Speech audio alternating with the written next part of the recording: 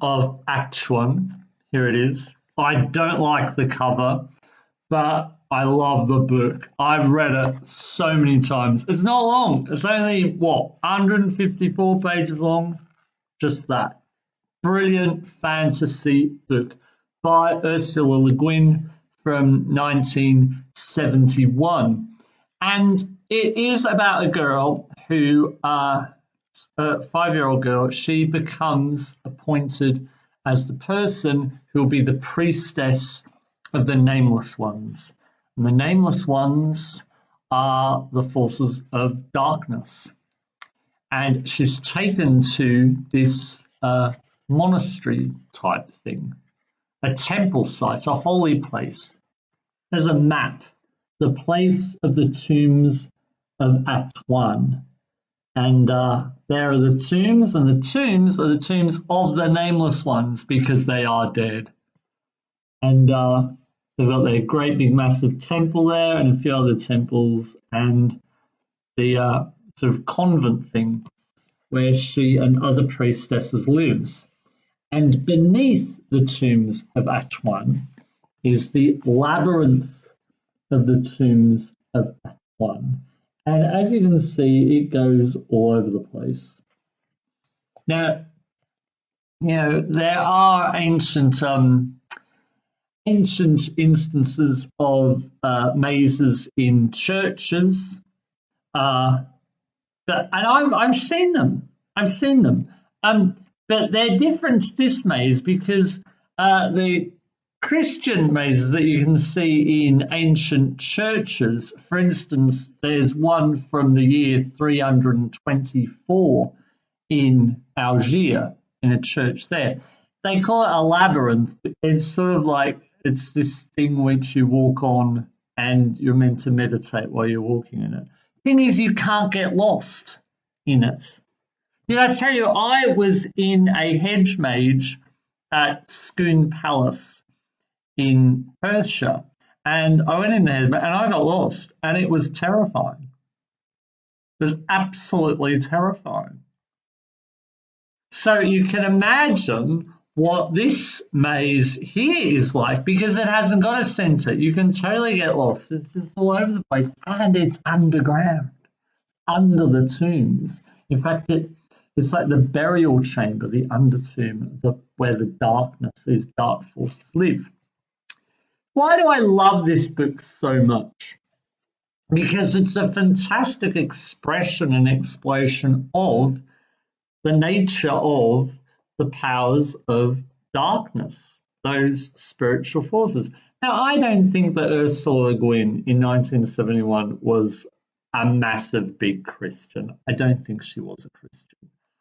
But she, I believe, was a spiritual person, absolutely.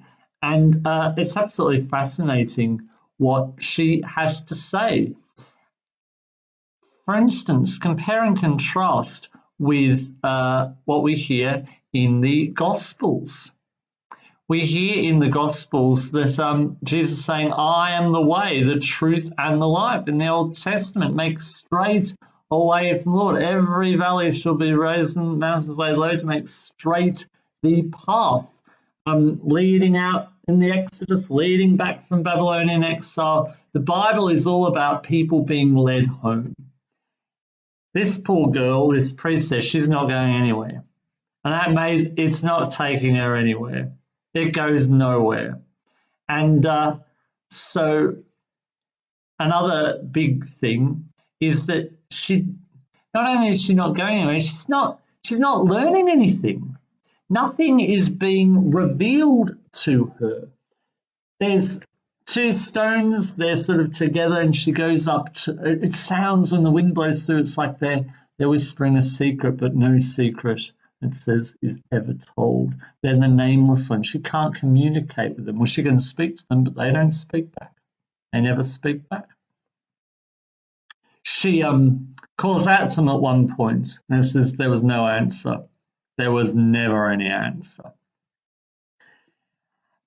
kings and princes of old went to see the priestess of the Nameless Ones, and she would take drugs and go into this mystic trance to reveal the visions of the Nameless Ones. But it was just basically her going into a trance on drugs. It was nothing, it was all confusion.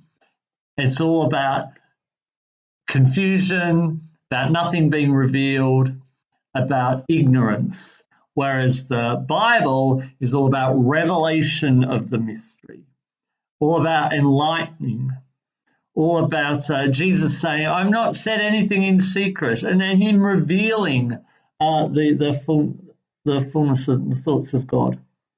So it's brilliant. There's a passage here that I really like, and it says here, the priestess is talking to this man, and he says, "What have they ever given you?" And she says, "Nothing, nothing," she whispered. "They have nothing to give. They have no power of making. All their power is to darken and destroy. They should not be denied nor forgotten, but neither should they be worshipped. The earth is beautiful and bright and kindly, but that is not all. The earth is also terrible and dark and cruel. The rabbit shrieks, dying in the green meadows. There are sharks in the sea. There is cruelty in men's eyes." So Ursula is recognizing there is light and there is darkness. And okay, that might seem fairly straightforward, but there's a character in this book who denies that the Nameless Ones even exist, denies that there are any spiritual forces of darkness. And that person is totally wrong. And Ursula recognizes this. And the other thing she recognizes is that those dark forces exist and they're ultimately defeated. Their power ultimately crumbles. And this is that the light shines in the darkness, Jesus says, and the darkness cannot overcome it.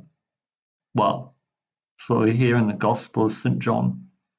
World without end. Amen.